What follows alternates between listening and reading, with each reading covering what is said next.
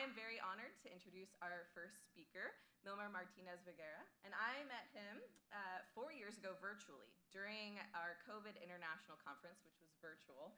ECHO invited him to be on a panel on behalf of Plant with Purpose. At the time, he was the area director for Latin America programs. And he came to speak on behalf of Plant with a Purpose, which, for those of you who don't know, Plant with Purpose is a Christian development organization that works to reverse deforestation and poverty around the world by transforming lives of the rural poor. And they do this in a very holistic way. And when he was sharing on our panel about nursery management and these projects, I was blown away. In part because I was still working on my academic studies in agroecology, which is a holistic view of agroecosystems. And I was struggling with, how does faith fit into all of this? How does God's Great Commission fit into agroecology? And the way that Milmer explained his drive and his passion for serving smallholder farmers and the approach that Plant with Purpose takes, I was encouraged, and I was really uplifted that all these academic studies I was putting towards agroecology could be founded in faith and could be applied in holistic transformation of the rural poor. And so thank you, Milmer, for inspiring me. And now Milmer has been promoted and is now the International Programs Vice President for Plant with Purpose. Milmer is originally from Colombia and has a background in marine biology and genetic conservation. So if you want to talk about dolphin genetics, he's also a good one to go to. But today he's going to be talking with us about from rural poverty alleviation to ecosystem restoration, the role of small-scale farmers in sustainable development. So please join me in welcoming Milmer to the stage.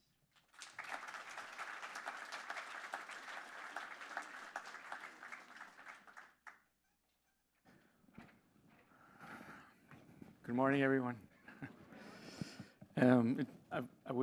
Every time I get in front of a lot of people, I always get a little nervous, but I forget that I'm among friends. I don't want to forget that I'm among friends. So anyway, thank you for having me here. Thank you, Grace, for your words. Plant with Purpose and ECHO share a lot of DNA. We overlap in a lot of the areas that we work, geographical areas as well as thematic areas. And we're a little bit younger than ECHO. We're 40 years old instead of 43. So anyway, I'm very happy to be here. I really appreciate that I'm not tailoring the message to fit just one aspect of our program, but I can talk about everything. So anyway, thank you. Let me see if I know how to figure this out. So today I just want to tell you a story, and it's largely dependent on our story, on our path. This is not meant to be a prescription. This is meant to be my humble perspective of how can we achieve what I'm putting in the title. So how do we take the efforts in rural poverty alleviation to incorporate ecosystem restoration as a result, as an ecological product? But not only that, to make sure that it's part of the message, that it's not disconnected, that there's no false dichotomy between those two goals. So this is the outline for today. Hopefully it will take you from that. It will take you from rural development all the way to ecosystem restoration. We only have 40 minutes to talk about this, so I'm really just reducing it to the most critical themes of what I think are critical about being able to do it. The aspects that are highly differentiated to achieve that result, meaning rural development and also ecosystem restoration, or at least a strong indication that we're going in that direction. So I'll talk a little bit about who we are, though Stacy mentioned a little bit about Plant with Purpose, and then there's the outline. I'll let you read it for a second. So here's our theory of change, Plant with Purpose. We work in 3 pillars: spiritual renewal or spiritual development, environmental restoration, and economic empowerment. If you're not familiar with the theory of change, you read like a book from left to right, activities, and then you have outputs, outcomes, impact, and ultimately the goal is holistic transformation. So as you can see here, some of the activities have double colors, and that's our humble attempt to embrace the multi-purpose objectives of different things. So we're trying to put here by inherently complex, multi-dimensional model into something that is bi-dimensional. So I just want to put out there the idea that complexity, we're embracing complexity all the way from the start. That it was very frowned upon in the past, but now we tend to be, the community is being a little bit more receptive to that. We work in these 9 countries, Dominican Republic, this is in order of establishment, Dominican Republic, Mexico, Haiti, Tanzania, Thailand, Burundi, Congo, Ethiopia, and Malawi. We're here also in the U.S., and we're starting an outreach with churches, so you could say that we also have an American program, North American program.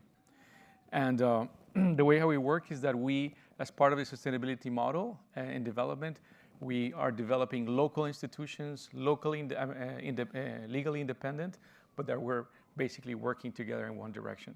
So legally, we're different, but we're really sharing the DNA. We establish them, we recruit people, and everyone, each of the countries, is someone it's a national, it's someone that is from the country. And again, actually, I'm telling you this not to plug in Plan with Purpose, but it's really part of the model that I'm trying to talk to you about. That will be try to talk to you about today. These are some of the metrics that we use. We hire metrics. We value the numbers. This is something that given the scientific background, I love. One of the things that I love about genetics is that you can count. You count A's, you count C's, so I love it. So here in terms of numbers, we work with, these are numbers about two quarters old, but we work with over 114 farming families around the world. We have about almost 500 staff in all the different countries. We've planted and grown about 80% of 73 million trees. 71. And this is about an area of 148,000 acres. We've established, we have 1,300 partnerships, 63% male-female participation in average. There's more. And almost 5,000 saving groups, and that accumulate about $14 million in equity. This is significant because we're mobilizing resources in the community. And the bottom, there's some numbers about graduation that we'll talk a little bit after. So as I'm trying to establish the priors of the model, of that route that we're trying to take, I need to talk about some things that might seem a little disconnected or disjointed from the whole model, but they're not at all. They're equally as important as the technical aspect. So see all these things here in green as things that are elements that need to be part of the equation. They have been analyzed, they have been measured, they have been reflected on, that are part of the way how the work needs to be effective.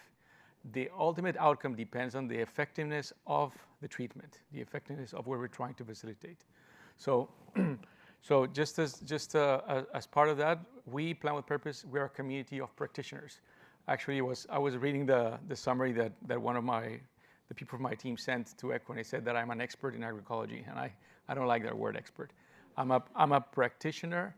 I'm a learner, and anyone that knows our agroecology knows that you'll never be an expert, right? It's a process. So we're a global partnership and a community. We ourselves see ourselves first as facilitators of change, of positive change. We don't save anyone. We don't change anyone. God changes people. People change themselves. So we are facilitators of change. So that's what I call positive delta, or positive delta units. We are sharing experience constantly. I just came from visiting our Tanzania partners, actually, after they had a meeting with ECHO in Tanzania. I was talking with our Ethiopia teams. We are constantly making this part of what we're learning together. We are a learning organization. This is all part of this effort. We have not figured this out. I don't think anyone has. Anyone that sells that, you know that, no. We are in an iterative process where we are putting together something forward with the resources that we have. We see how things react. We think how things sustain. So we're trying to figure this out. And there's some strong indications that things seem to be going in the right direction. So and by that I mean even from an ecosystem perspective, we've seen changes in people's lives for sure in this 40-year-old history. But as it relates to ecosystem restoration, There's strong indications, but there hasn't been enough time for us to say we restore the ecosystem or the people restore the ecosystem. So there's a large element of hypothesis in this. And that, as I said, we are moving in that direction. We don't know that the Americas are there, but we're seeing the birds and we're pointing where the birds are. And as I said, strong indications of that. The other consideration is that, as we all know that rural poverty or farmers in conditions of poverty, of course, is a human system. We're humans. They're human. That's what's happening. But as we think about the ecosystem, the industry in the past was very much disconnecting these two. It would never think, oh, it didn't really operationalize because it was difficult, because it was complex, because it was not their area of expertise. They plugged out the humans as part of as not part of the ecosystem. Yes, of course, they know they're part of the ecosystem, but operationally they were not including it. So we have to start by the fact that if we want to achieve what I put in the title of this presentation, we need to consider that this is a human system. The humans are part of the ecosystem. I mean, one of the biggest things, let's say the biggest objectives of the effort that we're trying to do as it relates to environmental restoration is for the farmers, is for the staff to be aware that their survival, their ability to flourish depends on the healthy ecosystem. So that's, as I said. Another aspect of a human system is that we are trying to facilitate an outcome that is reflected in the health of the environment via a behavioral change in people. So this is also another important aspect. The way how we learn is different. The way how we incorporate change in our lives is different. How many times have we seen community of farmers that they want to stick to doing what they've always done, even if they've seen year after year that 10% of their crops are reduced every year, because change is difficult for all of us. So we have to take into account as part of the model. Adult learning. We're largely working with a generation of farmers that are above 40, 45 years old in most of the places that we work. So we have to take this into account if we want to facilitate change. The idea that the sustainability of what we do has to be a mindset change from a farmer to a steward, to a manager. So all these things are aspects of a human system that we tend to kind of separate outside of ecosystem restoration efforts. And the last one is a very important one, is that they're submitted to social and economic forces.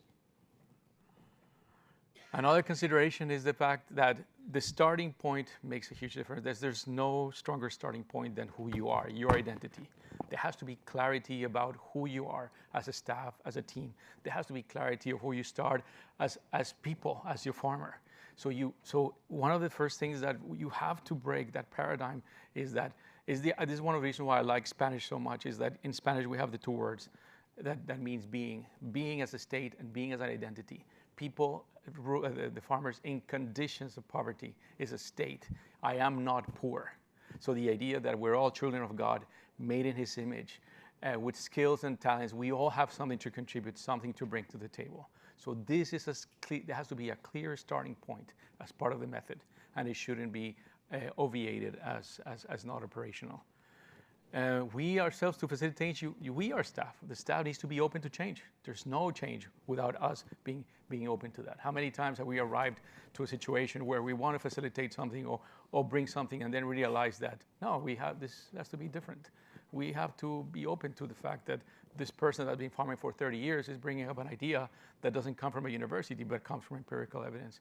Let's incorporate it into the equation. And one other thing that I actually got a student of Oxford to analyze this, and conclusively he found that staff behavior was the most effective tool to facilitate change. So if you need to be aware of this. Community readiness. This is kind of a tenet of community development, the idea that you want to work with people that are ready to work with you. Our model is highly dependent on people's investment of time and money. So you want to have a sense of the areas where we work, of how people want to engage with this. It is really, we say in Spanish, contrapartida. It is a co-investment, co-development, co-creation process. So it demands people's times. So if we're not there to just give things or provide aid, but we're there to do a partnership, you need to have an assessment of how people see themselves. Is it really fair for this watershed, for people that are not ready, that are used to paternalistic behavior, as opposed to this other watershed that people are ready and they want to give their skills and their talents and their finances or time to work. So you have to be a little picky about this. So that needs to be part of the method. And as I said, all these things are aspects that are pursuing for you to be effective, for you to have the intended outcome. Clarifying expectations and roles. What do you bring to the table? What do I bring? I'm sorry, but you have skills and talents. You're a carpenter, right? So, I mean, you're children of God, so you can bring things to the table too. You're not here just to receive. It's a mindset change. Critical mass. What volume of that area that you're trying to intervene is ready for that? So, I mean, and I'm not saying that we say we don't work with these farmers because of that or this community, but at least you know what you're getting into. You know what you're getting into. If you have a heart for it, okay, it's going to take 30% more investment, 50% more time. Okay, let's engage. Now that's some of those things that sometimes people call soft, but for me, I call them foundational. Now, the other aspect of this is you have to have an aligned methodology. And one of the methodologies that we've chosen, that we've proven, is village and savings and loans. Besides the financial services, besides putting the community resources together and put them in the right place, creating an accountability structure for you to spend the money how you're supposed to spend it. All these things that are listed there that I'm not going to read, I'm going to read a couple, are things that are needed in order for you to have an effective intervention. Community organization. How many times a government comes to a community with a bunch of resources, says, hey, we need to precipitate these funds here. Are you guys organized? Do you have an effective cooperative? How many times do we go to a community and there's a co-op that's been working there for 100 years and there's no trust in the community? So we've actually have many as a recurring result where co-ops take village and savings loans methodology and make it an effective institution. We've seen how savings and loans have become grassroots local NGOs. So this provides a platform that really accelerates that mind shift change that we need in order to establish an effective project. You start as a saving groups, but then you develop into, the marketing department calls them purpose groups. In the field, we call them GLDs, or groups for local development. A group that changes, that develops an identity and devote themselves not only to help themselves and their problems, but also as a direct result from a spiritual development component curriculum, that they extend themselves to help the neighbors. They see their problem as our problem. So all these things are methodologies that are highly effective for the work that we're trying to do. The other one is agroecology. 10 years ago, I was a heretic in my organization. Oh my God, the idea of agroecology was simply no environment, sustainable agriculture. And I said, but come on, agroecology embraces every aspect of humans, of a human system, even a belief system. Even it takes into account, it approaches with respect the fact of what people believe, the fact of how people make a living, the fact that you have a choice and you have the freedom to pursue what you need to pursue as a family, as a community, as a sub-watershed. So it promotes diversity versus complexity. This is one of the things. It's iterative and methodic, contemplative. I went to a Benedictine monk school for 13 years in Colombia. It was established by Dakota monks. And one of the things that I appreciated about them was how much time they took to contemplate, to observe, and to react, to reflect. I don't know, agroecology, I guess. Anyway, it's one of my favorite posters from agroecology from the fall a few years ago. It was in Rome, and I really appreciated this picture. I'll come back to this picture after. Another part is farmer field school approach. You know this. You are the experts, not experts, you're practitioners of this practice. but it's something that is highly aligned to everything that we're trying to apply. You'll see the terminology between what I've established a methodology that they repeat themselves. Experiential learning, hands-on training, new methods, participatory, inclusive, practical. So all these things are very much part of the work that we do, and they're highly integrated. We developed a curriculum with our farmers in the field from 8 different countries at the time, with all our technical staff that we call the Seeds of Change curriculum, again, a marketing word. And these are the different units that we go through. But it was highly produced from that agroecological perspective, highly integrated. How do you separate the spiritual development from the environmental restoration? Everything is. So we try to do our best to integrate all of these aspects into our curriculum that all of our partners follow in the field. And we call it Seeds of Change. The other component that people might think that belongs in HR, but it's actually, as I said, if you're spending 50 to 70% of your budget in the people that have a direct contact with your community, with your participants, you should be investing in their development. So I consider our staff to be the first ones that receive all the training, that need to understand what we're trying to do, that are able to contribute into what we're trying to develop. A big proportion of the people that we hire as technical people in the field are people from the areas where we work. So they have informal or formal training, but again, they all need to have a strong sense of service and vocation towards their people, not just to the people in the community, not just to the people in their region, but to the people in the whole country, people in the whole world. So I always tell that I want to have all the citizenships, or at least I want to have the marine citizenship that touches a lot of oceans, a lot of countries. But the idea that you want to work with people that have this strong sense of service and vocation. You want them to see themselves, to see the farmers are as people with knowledge, as people that have the opportunity to partner with you. One of the things that we tell agronomists in some non-mentioned country, when we hire agronomists, we say, you know what, forget everything they taught you in school. For the next year, 6 months, year, you need to listen to the people in the community. Just please, just listen, just see. So you have to really treat people with that sense of care. They're taught in listening, facilitation techniques, and we don't refer to them as employees, or they don't see themselves as employees. They see themselves more as disciples. This is using their words. This aims at stakeholders. And it's really an apprenticeship level. It's like we're really carrying each other in this process until we get to that. So again, part of the methodology.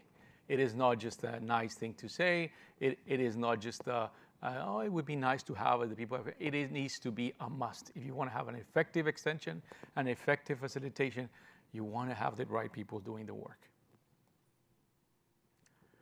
Also, Allied methodology, churches and schools. There are other points of connection to the community. How can you think about transforming an ecosystem when you're thinking about the next generation? So they work in schools, they work with churches, the work of how the church see themselves as an agent of change in the community. Churches that apply saving groups and become effective in doing fundraising, for example. Churches that do nursery, schools that do nursery. All the different iterations of what you can imagine is we see in the community. Environmental education, values in schools. Ultimately, you want people to participate. You want people to be involved, to at least have the opportunity to decide.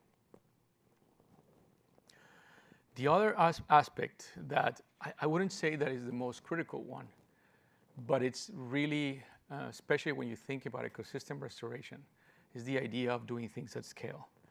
Very often it's like we have this perfect example. We take pictures of the perfect farmer. That tends to be the outlier. That tends to be the 5% of what happens in the field. And there's the Photoshop. And every time the photo shoot, and then every time someone, we come. No, we want to scale what works. We want to normalize those outlying behaviors. Excuse me. You want to normalize those outlying behaviors, those things that are critical. So looking at those and being able to scale those things. How is this person, how is this family making it? What elements are differential or critical that we can bring into the system so that we can make it more effective? But it needs to be at scale. It needs to be territorial. So for example, at Plan with Purpose, we do sub-watershed delineations. We take a territory of about 150 to 250 square kilometers, about 4,000 families, 2,000 to 3,000 eligible families in terms of conditions of poverty and livelihood. And we manage them as discrete operational units. And we approach that, we aim to saturate, to achieve a critical mass in that territory in order for the change to be visible and to be systemic. You want your neighbor, you want to be doing the same things, and then the wave carries it. You don't need to work with 100% of the people. We've read Roland Bunch, but we need to work with a significant amount of people in a significant amount of land. So as I said, discrete operational units, they're teams that are dedicated for that geography. The reason why we use sub-watersheds is because the hydrology actually marks a lot of things, a lot of the aspects of human system. If you look at genetics, you realize that sub-watersheds actually make gene flow more difficult. It makes language to derive and unique. It makes ecology to be also very specific and homogeneous. So we use the hydrology, the geography, to see as a unit of homogeneity, which at specific treatment, it's homogeneous during that territory. And as I said, it is at a significant amount of space. Saturation, what I said, you establish a goal, how many people you want to work with, 50, 60%, 1,500, 2,000 families.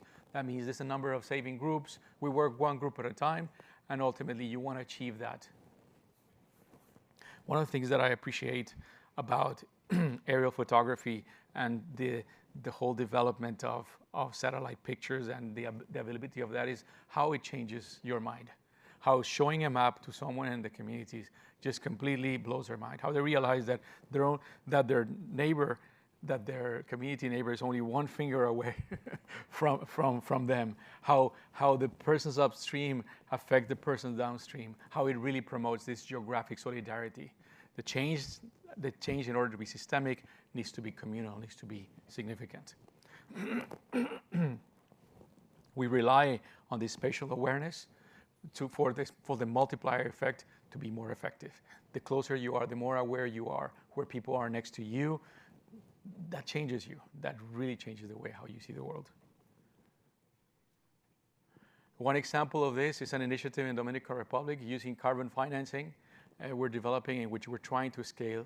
So we took something inherently complex as an agroforestry, multi-level, multi-species cacao design with about 10 to 12 crops and many other things, and then optimize it in order to be a planting design that could be replicated. It starts as something very, very methodic, but then it becomes much more something else. So here we have an example of planting design. So the idea that we took something out there, what is the cacao system, what are the economic objectives of the farmer, what are the environmental objectives that we need, what are the carbon objectives that we need, what is it that we can develop. And so we sat down with the community, we sat down with the farmers, and we came with a design.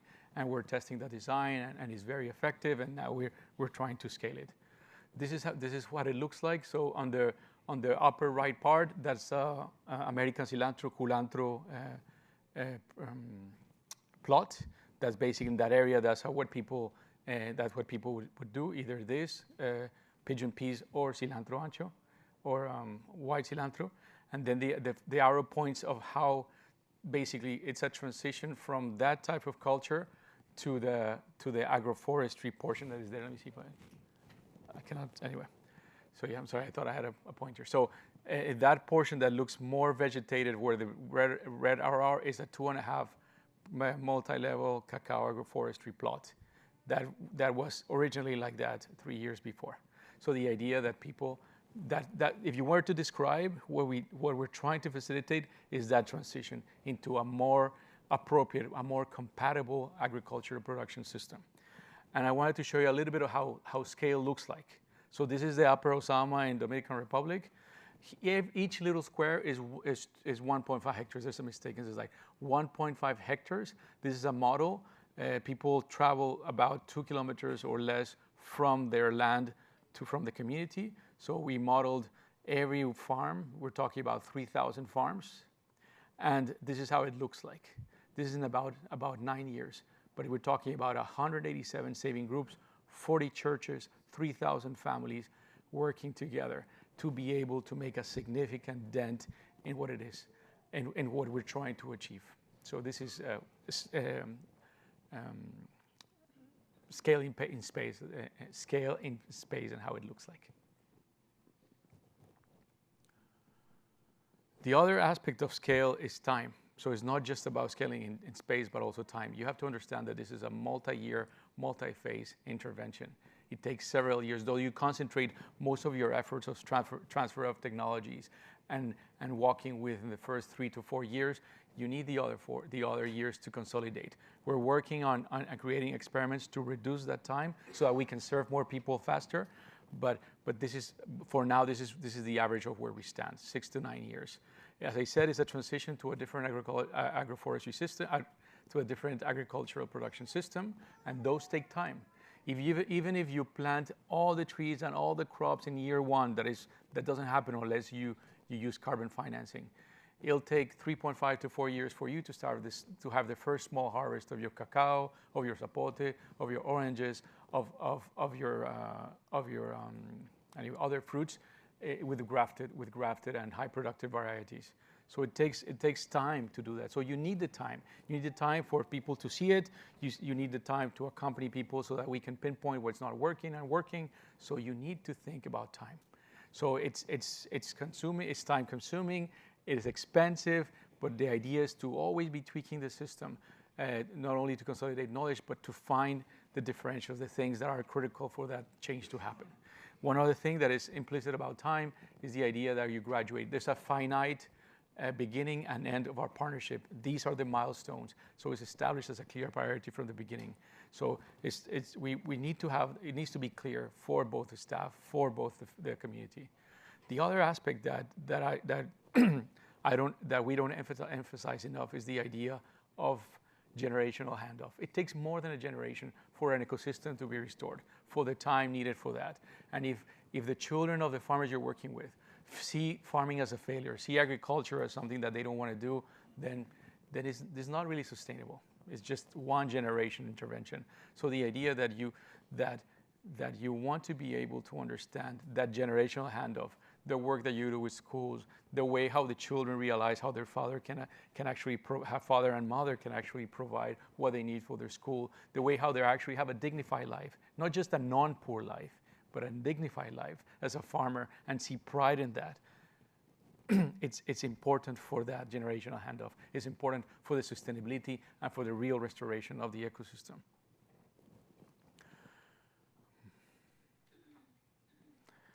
So we talked about the foundational components. We talked about scale in time and space. We talked about aligned methodology. And one other critical part is the measuring component, is the monitoring evaluation. In Plan with Purpose, we just established Merlin. Well, we've been there for a long time, but we changed the name. Monitoring, evaluation, research, learning, and innovation. We say, lo que no se evalúa no mejora. Whatever you don't evaluate doesn't improve, basically. And it is very much, it is very much ingrained in all our minds that that monitoring evaluation is not there to point out what we're doing wrong, but it's there to point out where we should be going in the future. So there's already that mindset. There's no preoccupation of people changing their results because they're afraid of how people will react with the bad results. No, this is forward thinking. The other component is that anytime that you sit in front of a donor or an investor, make sure that you have it clear that monitoring is very much part of programming. There's no biological metabolic system that doesn't have a self-regulation pathway that completely makes them aware that it's working and is going the direction it is. So it is a programmatic expense. So even if you do a small programming because you need to have the monitoring evaluation, it's okay.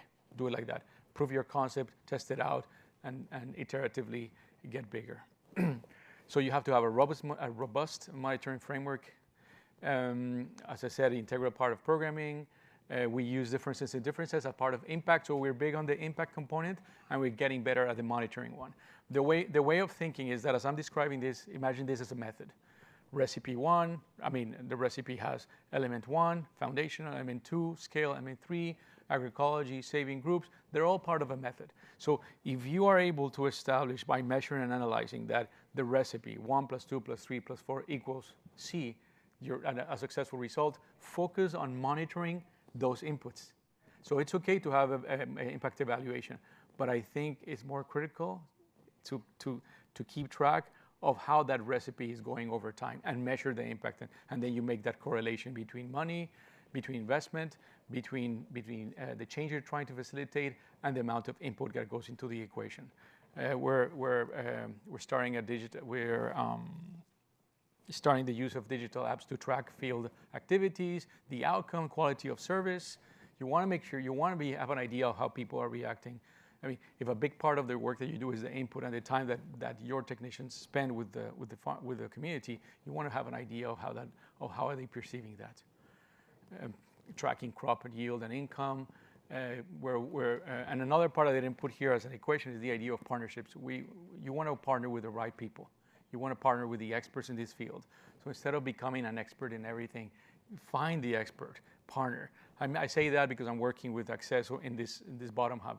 I say that because I'm partnering with Taking Root in the part that has to do with carbon, the part that has to do with optimizing a process in technology. So find the right people, surround yourself by the right people. They usually cost, and it's okay. It's measure your outcome, measure your investment, and optimize from there. This is just some more things about the impact that I'll just pass. But just to give you an idea, one of the things that we use is a multi-poverty index. This is just an example of one of the things that we use for impact. This is a variation of what the UNDP uses, and it takes different aspects of human well-being. It's not just income, it's not just yield, it's not just how you feel, it's all the different things, including the health of the ecosystem, or some measure of it. And just as an example of some of those things that we've used to measure to see that we're going in the right direction is, first of all, as I said at the beginning, people need to understand, including your staff, that your livelihood as a farmer, your ability to flourish as a farmer, as a grower, depends on the healthy ecosystem in a very practical sense. Whether you're a tree hugger or not, it depends on that. The water, the ability to recycle nutrients, the ability to clean the air, you need a healthy system. So one of the things that we do that is we monitor, at least at the beginning while you optimize the methodology, you measure the specifics about what you're planting. So here we have an example. It's a polygon, it's a plot in which we have different samplings and we have an idea of what is being planted. So you go and you check. People planted 16,000 trees in this area, all the different species, but then you go back and then you realize that there's much more than that. So the ability to track natural regeneration, or even farmer accelerated regeneration.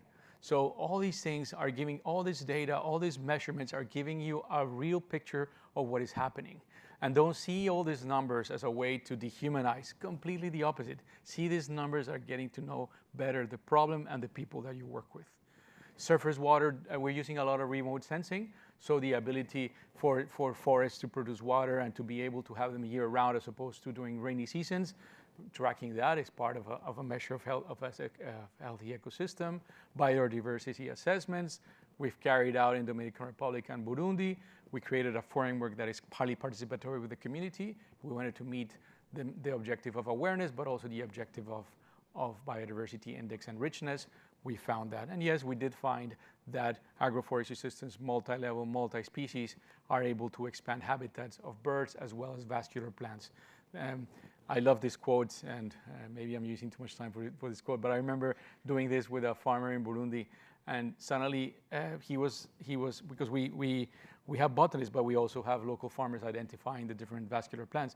And I remember seeing this person, this older man, and him looking at this plant and looking it over and over and over. And then we come over and say, hey, well, so what is that? It's like, I hadn't seen this plant since I was a kid. So I thought it was gone. So things like that are just things that keep you going. Fire days, tracking how much fire how much has people have burned in their plots or things like that. Habitat compatibility, in the same effort in which you know the details of that, and after you know what's there, you can actually make a comparison of how a natural habitat would look, what species composition, what species proportion, and you see how much those agroforestry plot aligned with that. And then you combine the different measures. So as I said, there hasn't been enough time for us to say we've restored or we facilitated a process of restoration of the ecosystem, but the indicators are there, the ways are there. Let me see what other point I wanted to make there. So retention, exactly. We're actually right now working with this researcher in Compassion International, and we're establishing using the type of species that we're using for reforestations in the areas upstream. We can actually make an estimation of soil retention, and we are actually quantifying how much soil is not getting into coastal habitats as part of an effort for reducing coral bleaching in coastal habitats. So again, there are strong indications that this process in which we're engaging have really made difference in the ecosystem health. So as a summary, it is a human system. It is complex as we are. You know yourselves, we're complex. It's multidisciplinary. So yeah, it is complex. Align yourself with methodologies that really embrace this instead of oversimplify it. Understand that if you have a conservation or ecological products that you want to attain, I mean, it is difficult, as this farmer would put it is difficult to hear the birds on an empty stomach. I don't expect a fisherman in Philippines to stop using gill nets to not kill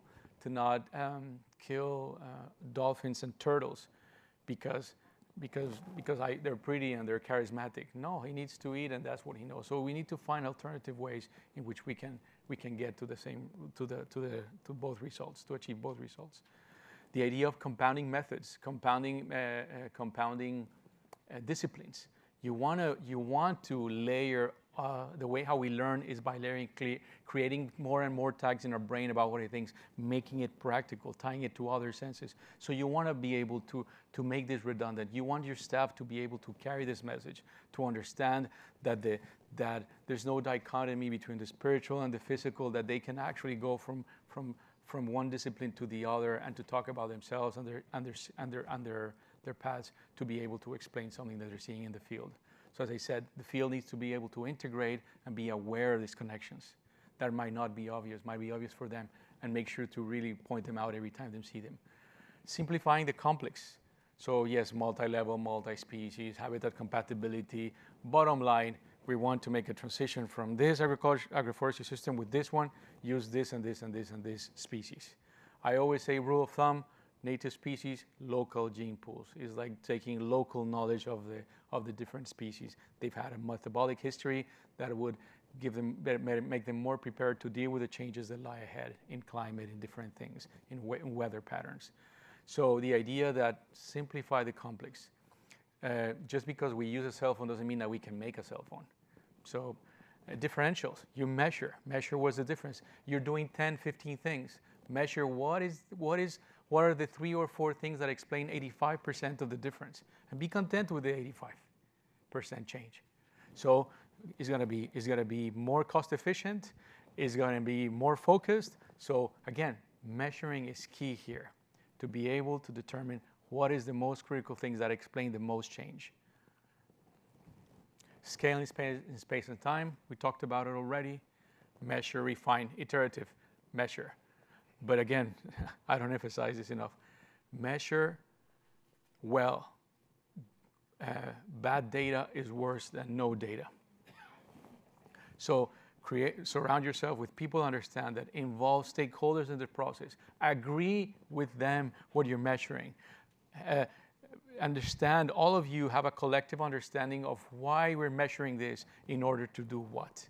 So this part, the part of measuring, analyzing and refining, this iterative process is something that we can borrow from biology. This is how most of systems work. Produce, reaction, and refinement. Yeah, and that's it.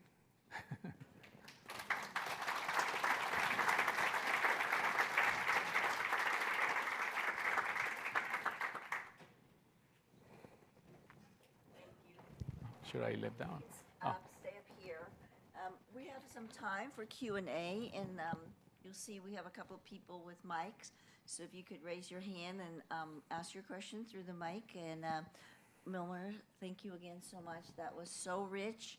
I could just like spend the whole week going through all those slides now and think of all the things we can glean from that.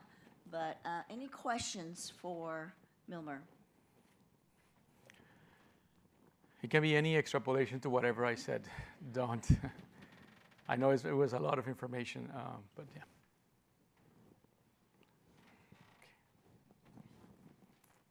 There's a question.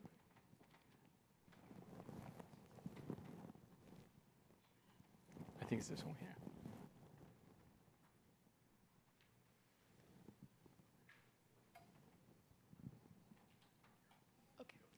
Hi. Thank you so much for sharing. This was fascinating. I'm curious about what does it look like for the farmers? What does Plant with Purpose's role in helping the farmers transition from some of these annual crops to a more perennial agroforestry system? Like, how do they deal with that income break for a few years? Yeah, I mean, there's hardly any place where we start as a clean slate. So there can be an indication. However, there's already a pre-work that gets done before we get to an area. So there's already some awareness of what we can do. But in general, what we can do together. But in general, we approach it as a partnership. We show, demonstrate, and prove together what the differentials, what works here, what's different here, what's different there. We do a lot of exchanges with other farmers. When we talk with farmers, we say you're going to pass from their graduation will be marked by a change in relationship from receiving to giving. You need to have give a space in your time to share what you've lived, your changes with new farmers and somewhere else. So it's very experiential, very hands-on. There's numbers too. I mean, I've met farmers that they don't know how to read, but they know how to count money. I mean, all of them. So very often you go ahead, okay, let's. So it's very demonstrative. It is very much a reaction to that. Because this is a long-term game. We want to make sure that we engage people, not in a way that is imposing, but in a way that is inviting, is demonstrative. You give the time, you listen, help to. It helps when you know that it's okay to have awkward silences, but it's very much like that. It's very demonstrative. It's very sharing experiences. It's using numbers, using things that are tangible for people's lives. It's less about, oh, this is cooler, or no, here's the difference. This is exactly. Is that okay? Yeah. Hi, thank you. That was a lot. Yeah, You had mentioned the savings groups, and I was just wondering, how do you make sure that people in the community who are the poorest of the poor are part of your trainings, and what is the role of the local church in that? Mm-hmm. Yeah.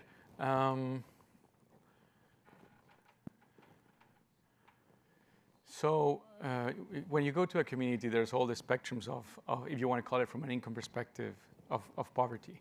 So it is the methodology itself regulates itself. In every place that we arrive, they always say that they don't have money to save. And now they have $14 million that they're saving. So it's never true. I've only encountered one place in Haiti where there was such a bad situation that people didn't have even a starting point. That was with another organization.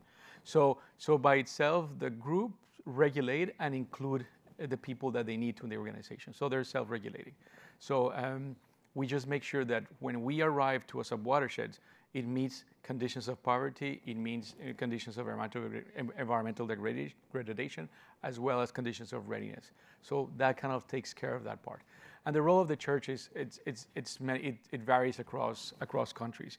But the role of the church, one, it could be, how can the church recognize that the way how our team in Mexico describes it is that Jesus came here to not only take care of our spiritual needs, but also our physical needs. So kind of working with the church to see themselves also as as a component, as a significant institution in the community that also can facilitate other process of change. So very often the same church leaders are the same leaders of the community, the same leaders in the saving groups. So what that idea of redundancy, the message is redundant across all the institutions, all the way from the church. So it's very much when we go to a community and we talk about leaders, it always includes people in church positions. It's the local authorities, the local co-ops, and natural leaders, as well as people that as pastors or priests or imams, people from different places. Yeah.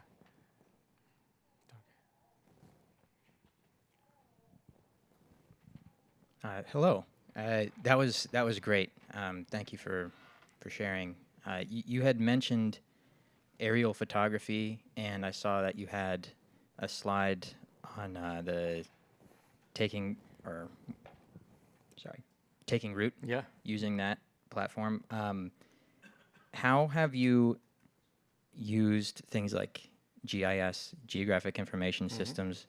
Have you used any other technologies like that? How do you think that using things like that could improve what you do? Do you think there's a place for improvement or not?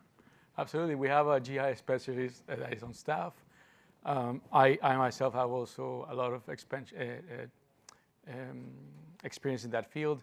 But so yes, GIS is very much part of our daily life.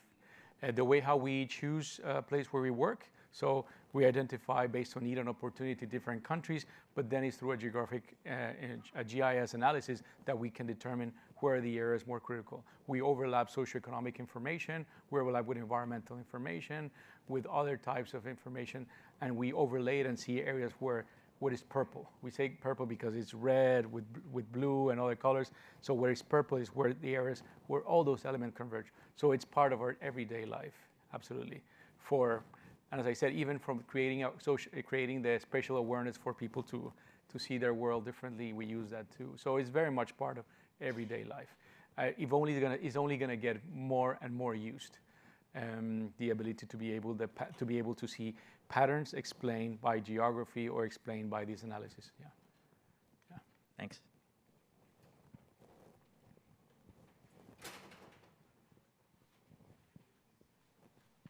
To the degree that you have been unsuccessful in an area and you've had to withdraw after a period of time, what have you learned from that? I would say that it's never been unsuccessful. It's been iterative, meaning that we've been lucky to see how our arrival or our partnership has been positive. For me, the question is, the nuance is the degree from a metric perspective, but the degree also from a scale perspective. You want, again, we're all working with limited resources. We want to be good stewards of what God gives us. So I think that much more than not being successful is the degree at which you're successful and the way how you define that success. So it's been iterative because we've been refining and finding more of that success. We want scale. You need systemic change to sustain your change. If you're in the bottom, if you're in the downstream, and the person above your farm is not doing soil conservation, and when it rains, he's just going to take what I. So we want to make sure that we do that in a measure that is significant, so that the change is systemic. The lessons, every time something doesn't go our way, it's highly shared with everyone else. As I said, the measuring system is strong enough that we become aware of what's not working. We don't see the reality of something that is an undesired result as something negative. We see it as like, okay, how do we approach this? How do we do it next time? So that's kind of the mindset of how we operate. Milmer, could you talk a little bit about the carbon financing? You briefly mentioned it. Yeah. I think it's something that a lot of people are interested in, and Yes. could you just unpack how that works or to what scale you do it within your organization? Yes, thank you. Yeah, so I've been working on it for about 3 years. I went from high resolution tracking of trees to now exploring that. if any of you are in any carbon project, just be aware that it's an effort of 1,000 details, of 1,000 sciences. It is really complex, and the industry has made it unnecessarily complicated for a very long time. I don't know if you know much, but a lot of the efforts in the past have been in big monocultures, big areas. But now the reason why we work with Taking Root is because they focus on small scale farmers and their ability. We're working with a Plan Vivo certifier because they demand 60% of the sale of the credit go to the farmer. We haven't yet been certified, but we already have a PIN, a project ID node approved, and we're already getting there. We're even working in Dominican Republic where we're testing this.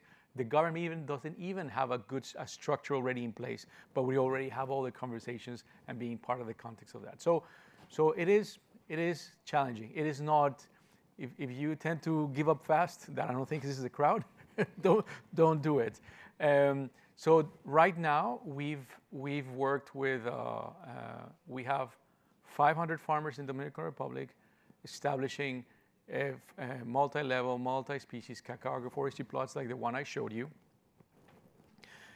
As we haven't been certified, so we're just waiting on certification so we can start selling those credits. The reason why I don't name it as a carbon project is because carbon for us is a vehicle for everything that I've been telling you about.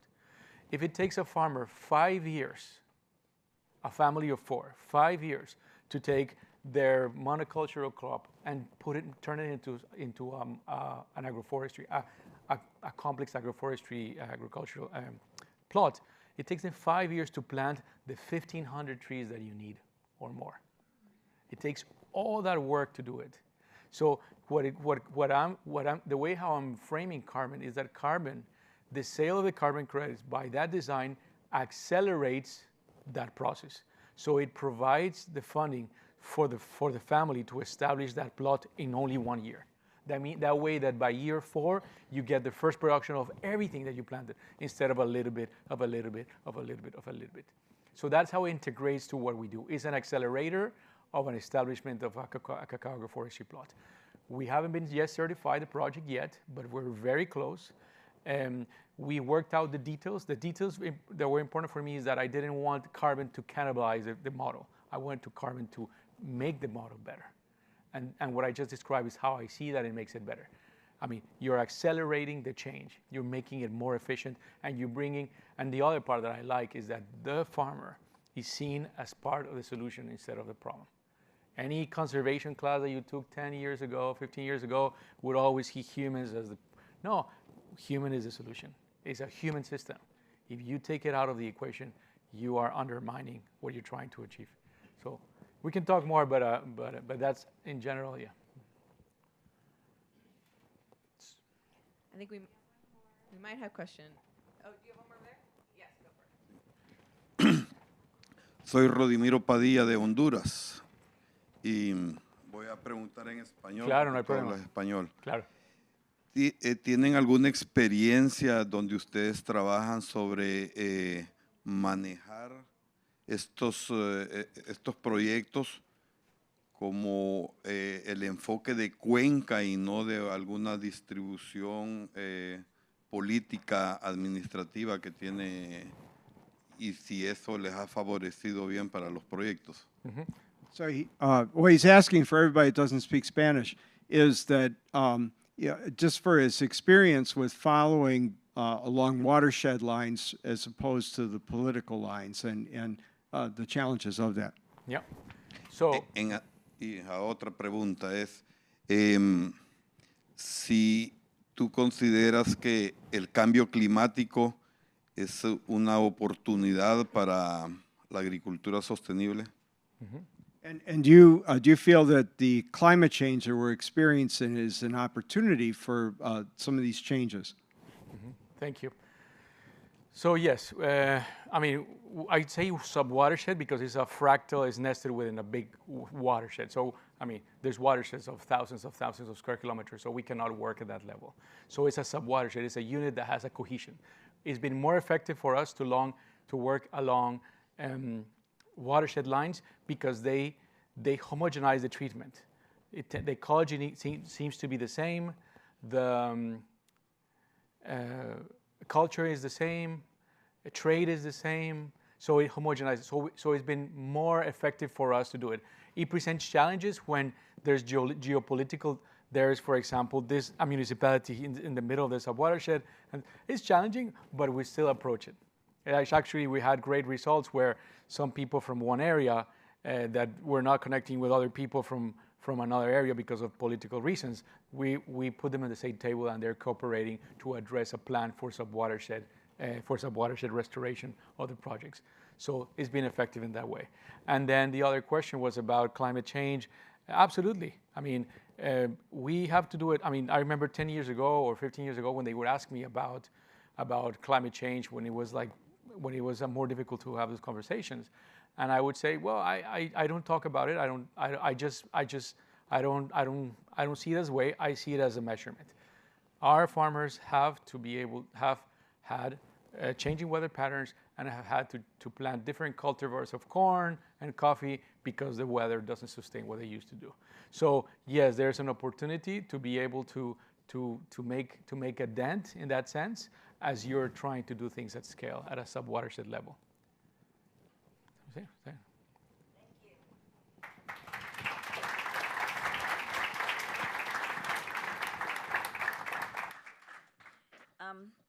Milmer, thank you so much.